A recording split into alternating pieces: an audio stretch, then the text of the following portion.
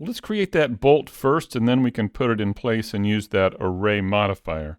So let's press Shift S1 to get the cursor into the center of the grid. And I'm going to go ahead and hide the wheel and the tire for now while we work on this.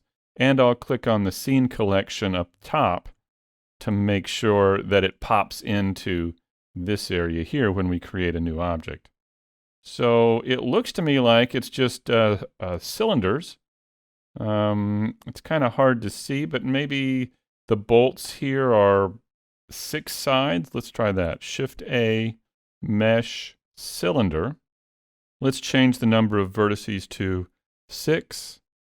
I'll change the cap to triangle fan. However, we don't need it on the bottom, so I'll just grab these once again with that circle select tool and delete those faces. Let's scale it in the Z with S and Z, so maybe about like this. Maybe a little bit smaller. Let's try this. Okay. So now that we've done that, let's create another cylinder. And for this one, let's make it, let's do 12 sides. And we'll scale it down. Once again, we'll get rid of the faces on the bottom here, like this. And then let's put it in place. So let me just bring it down about right here. And let's scale it down. It looks like maybe about like this. A little bit more like that. How about that? Let's give this a try. There we go. So that'll be our bolt that will then place all the way around the wheel here. Let's combine these together with Control J, and then I'll call it bolt. And let's move the origin to this bottom edge. So let's Alt-click that edge, Shift S2 to move the cursor to it, and then we tab into Object Mode and move that origin to the 3D cursor. I think that'll just make it a little easier to move around and place. All right, let's bring back the wheel. And I'll go ahead and bring back that tire too. Let's turn it in the Y-axis, RY90. Let's scale it down quite a bit, and let's come over here and try and put it in place. So if we go to that side view with the 3 key and go to wireframe, let's see if we can find where to place this. Maybe we can put it right over here, about this big, like that. Let's try that. Let's go back to solid mode and then see where we are. Okay, so I think that's a little bit big. Let's try this. Yeah, I think that's right. Maybe a little bit bigger. Let's try this. And I'll go ahead and rotate it in the X, RX, and just kind of put it like that. Let's try that. Okay.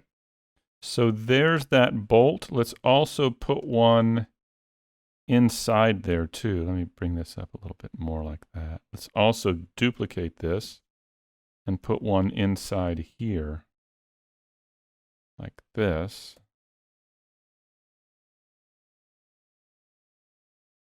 Something like that. And then I'm going to take it and I'm going to move it up just a bit like this. Give it a spin so it isn't exactly like the other one. All right, so now that we've got those two, let's figure out how to use the array modifier to create all of these in a fairly simple and efficient way.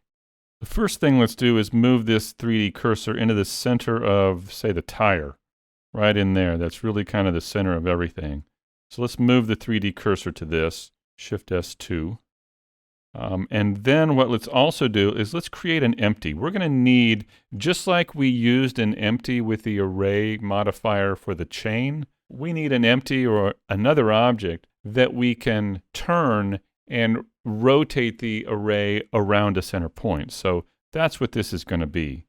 So with the cursor there in the center of the tire, I'm going to press Shift A and create an empty plane axis right there. So there it is.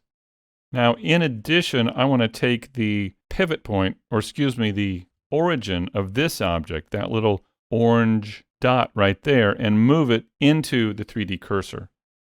So let's go to Object, Set Origin, and Origin to 3D Cursor. There it is. Now we also need to make sure that our rotation and scale are applied here. If I hit the N key, you can see that we have quite a bit of rotation and scale here. So let's press Control A and apply the rotation and scale. There we go. Now we've got zeros and ones there. So now what we need to do is just add an array modifier to this object. So with that selected, I'll go to Add Modifier Array, and let's bring this out to, I don't know, a count of 6 for now, so we can see the array there. Currently we have it set to relative offset, and we don't want that. We need to turn that off, and we need to come over here to Object Offset. And once again, we can use that eyedropper to then select the empty. There we go. Now if we select the empty, and I'll go to the side view here. Now if we select the empty and we hit R, let's see what happens. I'll hit R and rotate, and you can see the objects rotating around that center point. Now, how many do we need? That's a good question. So if we kind of go, I don't know, around 15, I'll press the Control key, and now we'll snap to 5-degree increments. So let's say we put it at 15 degrees for the rotation. Now if we go back to the bolt object and begin playing with the count, I'll increase it from 6, let's just keep going on around here, to 24. So I rotated the empty 15 degrees, and then I brought the count up to 24. And that seemed to work pretty well. Yeah, there we go. Okay. Now we need to do that again for these here, for the inside bolts. But I don't think we can use the same empty object here. We're going to need a new one to be able to rotate independently of the outer layer. So what I'm going to do is just hide this one here. I'll just hide it. And then let's create a new one. Shift A, empty, plane axis. So now this is empty 001. Now let's do this all again. I'll select this one. Let's take a look at it. Oh, it's got rotation and scale again. So let's press Control A and apply the rotation and scale. Now let's move that origin to the 3D cursor. Object, Set Origin, 3D Cursor. Now let's add an array modifier to it. We've got a count of, well, let's go 6 again here. Let's turn off relative offset, turn on object offset, and with the eyedropper, let's choose that empty 001. Now if we select that empty, let's take a look at how we do this. Let's press R and rotate this around like this. Now, how far should we go here? We went 15 degrees before. What if we go 30 degrees? I'll try that. And then let's select the bolt and increase the count. I'm thinking 12 maybe? Let's try it. Yeah, that looks pretty good. Something like that. So we've got 24 of the outside bolts and 12 of the inside. Yeah, let's go with that. All right, so what we can do now is go ahead and apply these array modifiers and then join all of the bolts to the wheel object. So with this, I'll select this row of bolts and I'll click Apply. And then I'll select this row of bolts and I'll click Apply here. Now we can just select these two empties right here and hit X and delete. And there we go. So let's now combine these. I'll take this row of bolts and that row and shift click the wheel. Now let's join it all with Control J.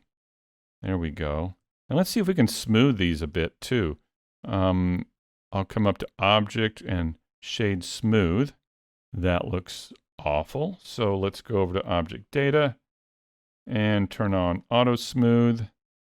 And it looks a little bit better. So here's with no smoothing whatsoever right here. Let's bring it up until we kind of have something that we like here. No, I don't want it that far. So I kind of want it, well, it's kind of hard to get exactly what you want. for everything, isn't it? We may have to use the sharp tool here. Let me add a little bit of a bevel to this right here. Let's tab into edit mode and select that edge. And then I'll press Control B and pull this out just a bit. And then let's add a few edges here, a few segments. There we go. I think that helps some. Let's bring it up. Well, that's not bad in terms of the bolts and the smoothness of it. I feel like we need to add a sharp edge on the outside here. Let's try that. Let's tab into edit mode and alt-click this edge right here. And let's press Control E and mark sharp there. All right, and then let's also do it here. Let's try this. See how that looks. Does that give it a little more definition? It kind of does, but maybe we don't need that one right here. Let me take this one off and see.